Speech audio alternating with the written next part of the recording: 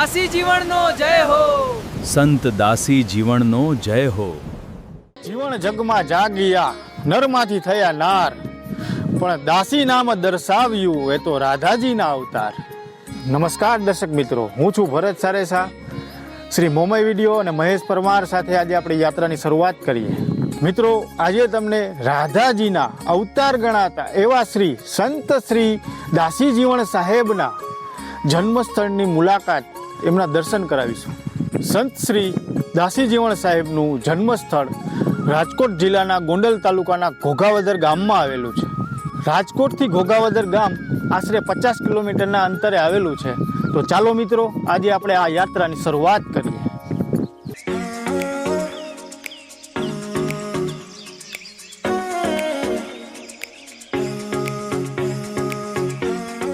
તો મિત્રો, અત્યારે આપણે ઘોઘાવદર ગામમાં દાસી જીવણ સાહેબની જગ્યાએ પહોંચી ગયા છે. ચાલો મારી સાથે આપણે દર્શન કરીએ.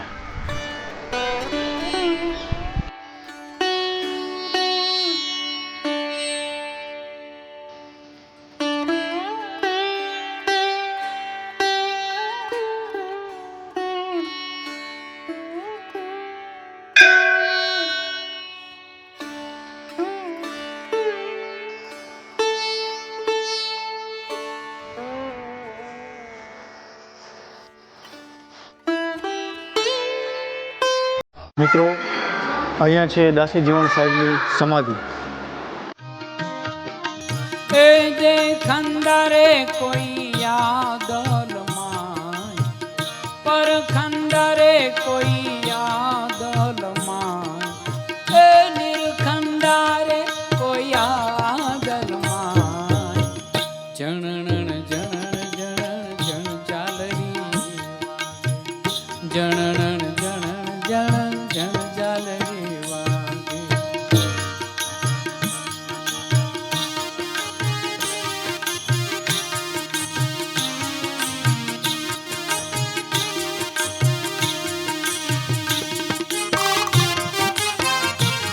નમસ્કાર. જય ગુરુ મહારાજ. જય ગુરુ મહારાજ. આ દાસી જીવણ સાહેબના જગ્યા ઉપર આપણે અત્યારે બેઠા છીએ, તો એમના ઇતિહાસ વિશે જરાક વાત કરશો? દાસી જીવણ સાહેબનો જન્મ અહીંયા ઘોઘાવદરમાં જ થયેલો. બાજુમાં એમના જન્મસ્થળનું જે તે સમયનું જૂનું માટીનું મકાન પણ છે.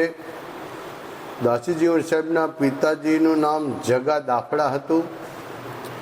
એમના માતુશ્રી શામબાઈમાં હતા.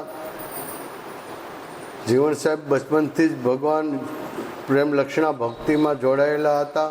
દાસી જીવણ સાહેબની અનેક સુપ્રસિદ્ધ વાણીઓ છે, જે આજે પણ સંતવાણીની દુનિયામાં મોખરેનું સ્થાન મેળવી રહી છે.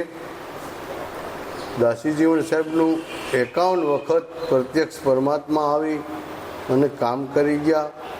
જ્યાં જ્યાં જરૂર પડી ત્યાં મારો વાલો આવી અને દાદાનું કામ કરી ગયા છે.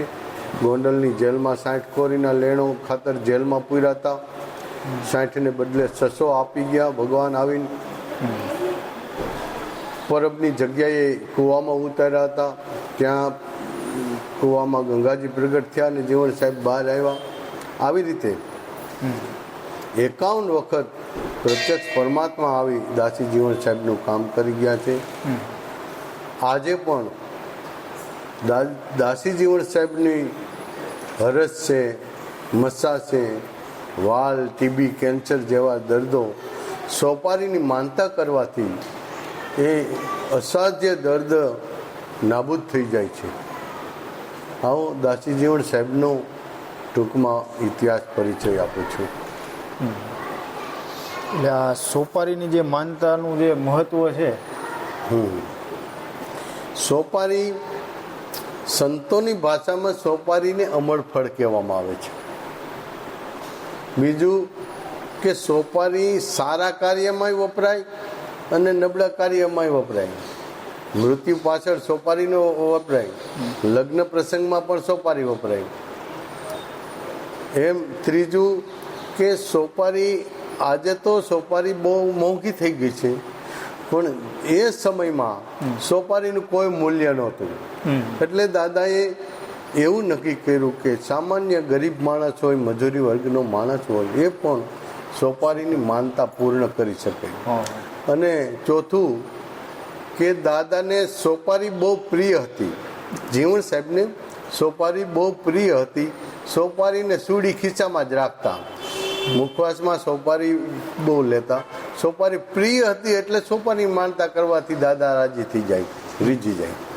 પરચા તો ઘણા બધા છે, પણ આમાં આંબલી અને ગંગાજી કુંડના વિશે કંઈ વાત કરી શકો? ગંગાજી કુંડમાં એવું છે કે શંખ ગંગાજી જતો હતો અને રાતવાસો ઘોઘાવદરમાં કર્યો.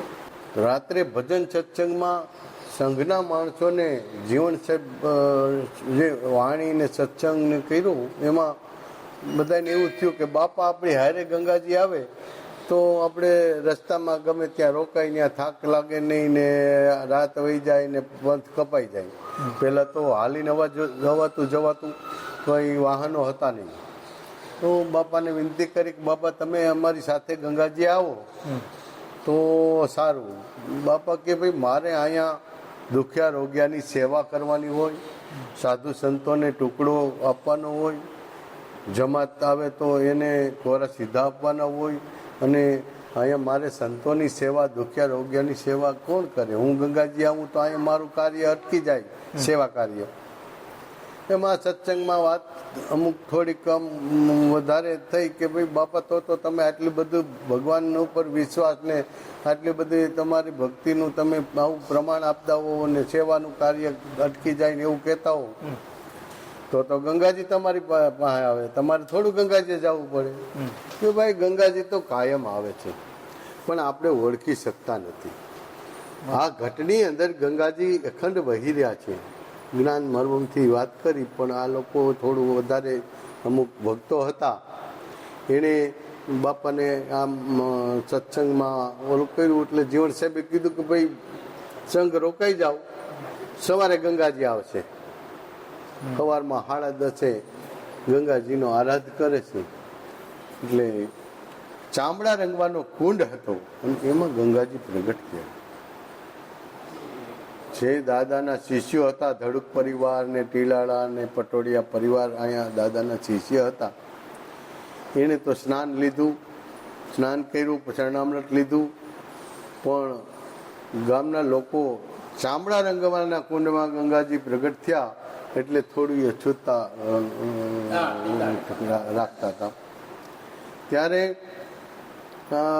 જે ધડુક પરિવારના દાદાના શિષ્ય હતા પટેલ, એમણે દાદાને વાત કરી કે બાપા આ તો થોડું ઓલું થાય છે કે આ બધા એમ કે છે કે જીવણ બાપા તો જાદુ શીખી ગયા છે, તાંત્રિક વિદ્યાથી આ બધું કર્યું છે. કાંઈક ચામડા રંગવાના કુંડમાં થોડા ગંગાજી પ્રગટ થાય, માટે કૃપા કરો. અને બાજુમાં નદીના હોકરામાં આવે માતાજી તો બધા શરણામૃત 18 વરણ લે અને સ્નાન કરે. ત્યારે દાદાની પાસે રાખવાની ગેડી હતી, એ ગેડીનો અહીંયા કુંડેથી આમ લીટો કરતા કરતા નદીના હોકરે ઘોનામાં જઈ અને બાપા ભર્યા. ગંગાજીની 2 હાથ જોડીને વિનંતી કરે છે કે હે ગંગા મૈયા, આ દુનિયામાં નીકળે છે એવી રીતે નીકળી હો તો કાંઈ કહેતો નથી, પણ ખાસ મને નવડાવવા આવી હો તો અહીંયા પ્રગટ થાય. એટલે ગુનામાં 3.5 દિવસ ગંગાજી રહ્યા અને 18 વરણે એ ગંગામાં સ્નાન કર્યું અને ચરણામૃત લીધું. બોલો સદગુરુ જીવણ સાહેબની જય. બોલે બોલાવે સબ ઘટ બોલે, એ સબ ઘટમાં તો રિયો રે સમાય. બોલે બોલાવે સબ ઘટ બોલે, એ સબ ઘટ. આ છે જીવણ સાહેબનું જૂનું મકાન, જન્મસ્થળ. જ્યાં જુઓ ત્યાં તેવો થેર કરીને થાણા દિયા રે ઠેરા. જણણ જણણ જણણ જણ જાલરી વાગે.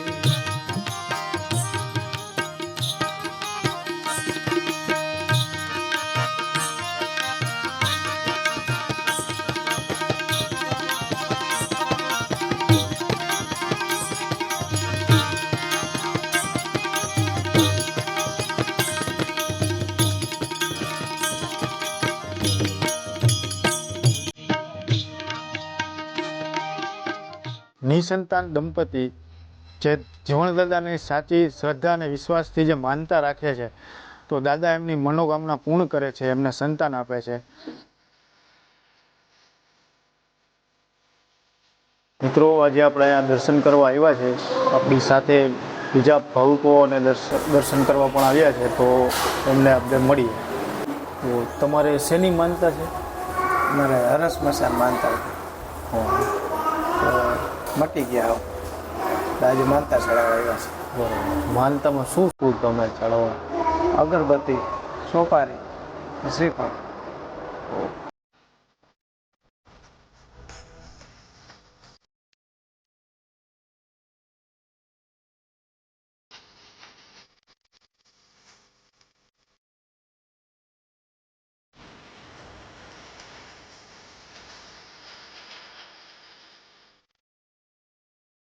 બાપુ, આ મંદિરે દર્શન કર્યા, પણ મંદિરના બાજુમાં આંબલી છે, આનું મહત્વ શું છે? આંબલી ઉગાડી ઉગે નહીં, આપે કીધી અમર, ઘટાય નહીં ઘેરાયેલી તારે દેવળ માથે દાપડા. આ આંબલી જીવણ સાહેબના દીકરા દેસળ ભગત જ્યારે સમાધિ જાહેર કરી કે ભાઈ મારે સમાધિ લેવાય છે, મારો સમય આવી ગયો હોય, એટલે સમાજને બધાને ભેગો કરે છે. પણ સમાજે પ્રશ્ન એવો કર્યો કે જીવણ સાહેબે તો ઘણાય પરચા પૂર્યા, તમે એના દીકરા છો તો કાંઈક પ્રમાણ હોવું જોઈએ, પ્રમાણ વગર સમાધિ લેવાય નહીં. એટલે જીવન દેસળ ભગતે અમારે અહીંયા સમાધિ આપે એટલે પાલખી યાત્રા કાઢે, પાલખી ફેરવી. પાલખી ઉપર વાસ હતો હુકેલો, હુકેલ વાસ ખોડ્યો કે જાઓ 3.5 દિવસે આમાં આંબલીમાંથી કોટા ફૂટે તો માનજો કે આ દેહળનું પ્રમાણ. 3.5 દિવસ થયા એટલે હુકલ વાસમાંથી આંબલીમાં કોટા ફૂટ્યા. એ આંબલી આ છે બાપા, દેહળ બાપાની. જય દેવળ બાપા. તો મિત્રો, અત્યારે આપણે સંત શ્રી દાસી જીવણ સાહેબના દર્શન કર્યા. આ વિડીયો તમને સારો લાગ્યો? જો આવા જ વિડીયો તમારે પાછો જોવા હોય, આ યાત્રાની સફર ચાલુ રાખવી હોય, તો અમારી ચેનલ છે આજે શ્રી મોમાઈ વિડીયો મહેશ પરમાર પ્રસ્તુત. તે ચેનલને લાઈક કરો, શેર કરો અને વધુમાં વધુ આ વિડીયોને શેર કરો અને સબસ્ક્રાઈબ કરવાનું ભૂલતા નહીં.